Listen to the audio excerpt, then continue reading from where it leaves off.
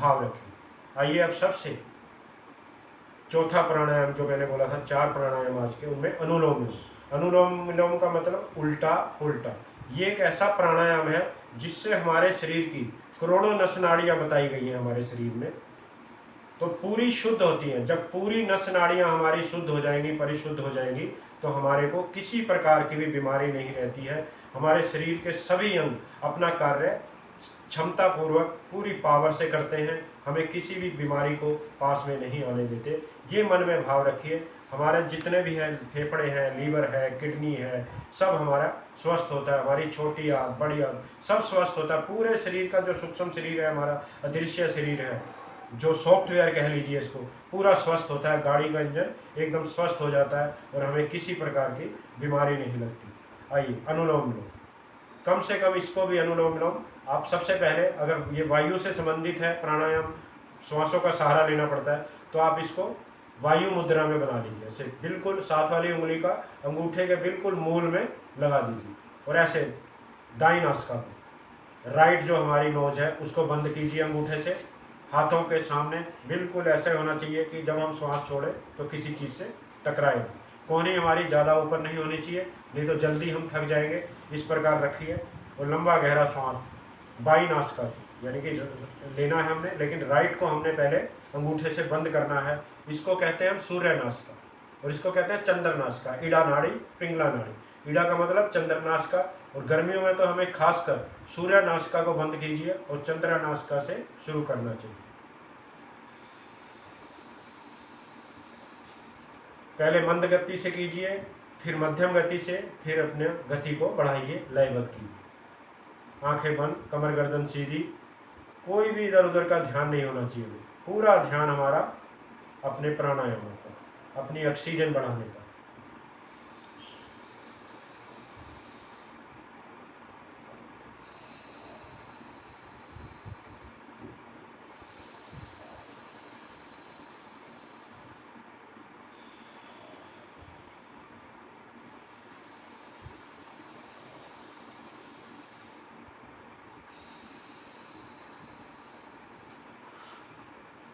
अनुलोम विलोम बहुत से लोगों को इसकी समझ नहीं आती। आइए इस विधि को मैं बिल्कुल तरीके से आपको बताता हूँ हमने कैसे करना है। सबसे पहले हमने वायु मुद्रा बनानी है। दाईं नासिका को अंगूठे से बंद कीजिए।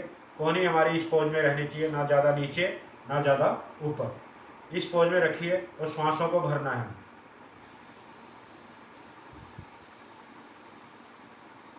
जितना लंबा गहरा सांस भरेंगे उतनी आपकी एनर्जी बढ़ेगी, ताकत बढ़ेगी, आपका शरीर बलिष्ठ होगा, शुद्ध होगा, निर्मल होगा। आइए अब जो हमने श्वास भरा है उसको बीच की जो अनामिका होती है उंगली और मध्यमा उंगली, इन दोनों से श्वास को भर के रखिए। आप भरिए, पूरा पूरा श्वास भर लीजिए। अब क्या करना है, धीरे धीरे, ये देखिए कोहनी मेरी नीचे आ रही है, और इन दोनों उंगलियों से मध्यमा और अनामिका जिसमें अंगूठी पहनते हैं, तो उसके दूसरी नासिका को, बाईं नासिका को बंद कीजिए, अंगूठा हटा दीजिए और जो श्वास भरा है उसको बाहर छोड़िए।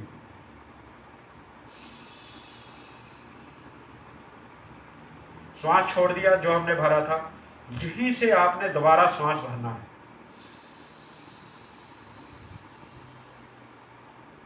सबसे पहले हम अंगूठे से बंद किया, श्वास भरा, फिर हमने दोनों उंगलियों से बाईं नासिका को बंद किया, श्वास जो भरा हुआ है उसको हमने बाहर छोड़ दिया बिना टकराए। सामने बिल्कुल स्पेस खाली रहना चाहिए। श्वास छोड़ दिया, उसी नासिका से फिर हमने श्वास भरा। अब दोबारा से अंगूठे से बंद कर दिया और इन हाथों को, दोनों उंगलियों को हटा लीजिए। अब जो श्वास भरा हुआ है उसको बाहर छोड़िए, फिर यहीं से श्वास लीजिए।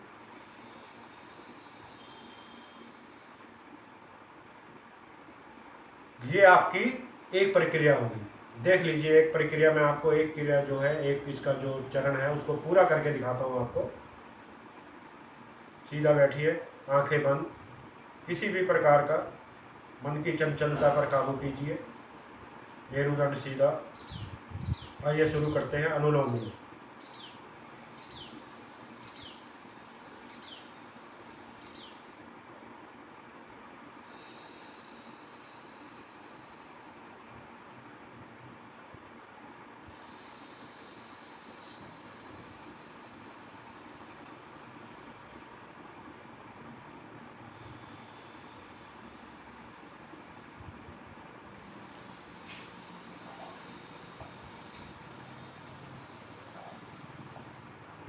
ये हुई हमारी एक क्रिया, एक चरण, एक प्रक्रिया कहते हैं। ऐसे ही 2.5 सेकंड में कम से कम श्वास को भरना है और 2.5 सेकंड में छोड़ना है, यानी कि 1 मिनट में 12 बार इसके चरण होंगे। 5 मिनट में 60 बार हो जाएंगी, 1 मिनट में 12 बार और 5 मिनट में 60 बार लगभग ये हो जाएंगे। तो इस क्रिया को अपनाइए।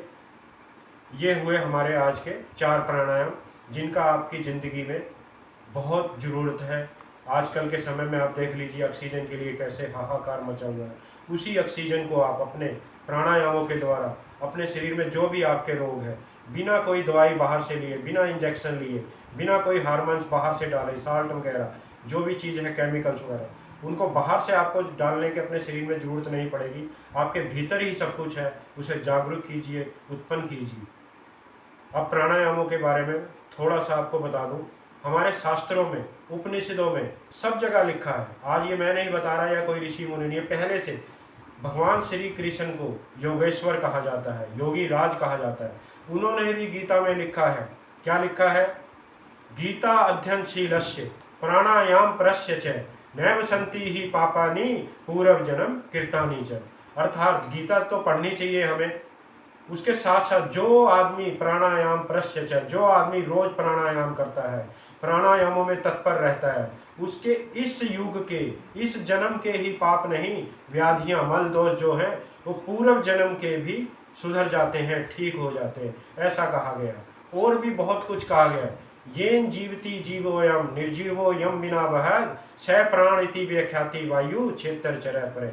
वायु के बारे में कहा गया है, श्वासों के बारे में कहा गया है। क्या कहा गया? येन जीवति, जब तक हमारे भीतर श्वास हैं, हमारे श्वास चल रहे हैं, हम जीवित हैं। जब ये श्वास अपना कार्य करना बंद कर देते हैं तो हम मृत हो जाते हैं, हम मर जाते हैं। इसीलिए पूरे शरीर में विचरण करने वालों में सबसे ताकतवर कौन है? वायु। 3 दोष होते हैं हमारे शरीर में, वात, पित्त, कफ, जिसे हम इंग्लिश में बोलते हैं एनामलिज्म, कैटामलिज्म, मेटाबॉलिज्म। ये 3, वात, पित्त और कफ, इन 3 दोषों का सम रहना, यानी कि संतुलन में रहना, अपना कार्य क्षमता पूर्वक सही करना, ये बहुत जरूरी है। अगर इनमें से एक भी अपना कार्य सही नहीं करता तो हमें बीमारियां लग जाती हैं। इसीलिए हमारे ऋषि मुनियों ने उपनिषदों में बहुत जगह लिखा है, इसीलिए वो इसकी श्वासों की महत्ता को समझते हैं। उन्होंने क्या कहा है? प्राणाय नमः यस् सर्वविदं वसे। इस प्राण को, इन श्वासों को हम नमस्कार करते हैं जिनके वश में सब कुछ है, तीनों जगह। प्राण सेदम वसे सर्वम त्रिदेव यत पृष्ठम, मतलब तीनों लोकों में, पृथ्वी, द्यौ और आकाश, तीनों लोकों में जो भी कुछ घटित होता है, जो भी कुछ है, वो सब क्या है? वायु के वश में है। इसलिए प्राणायामों को क्या कहा है? यह सर्वस्य ईश्वर, ये सब का ईश्वर है, परमात्मा है। यस्मिन सर्वन प्रतिष्ठम, इसमें ही सब कुछ समाया है। इसीलिए प्राणों को आप समझिए, प्राणों को अपनी जो इसकी शक्ति है, प्राणायामों के बारे में जो है, इनको वेस्ट मत कीजिए। कहते हैं ना कि भगवान ने हमें जो प्राण है, श्वास है, वो गिन कर दिए हैं, इसीलिए इन पर नियंत्रण कीजिए, इनका सही इस्तेमाल कीजिए। अपने पापों को, जो भी पाप रीति है, उनको प्राणायामों के द्वारा जला दीजिए। अथवा मुच्यते पापात् प्राणायाम प्राणायाम। प्राणायाम जो व्यक्ति करता है उसके सभी जो पाप हैं, जो मल है, शरीर में दोष है, व्याधि हैं, वो अपने आप दूर हो जाती है।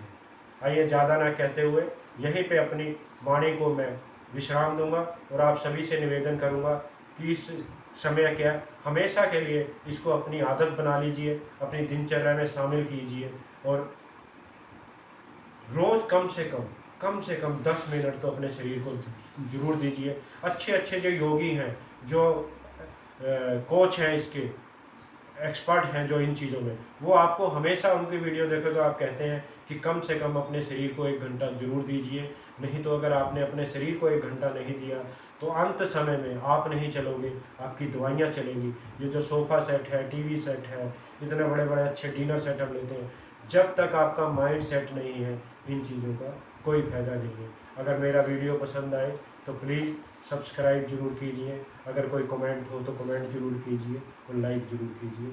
नमस्कार, आशा है आप स्वस्थ रहेंगे, आपका कुशल मंगल हो।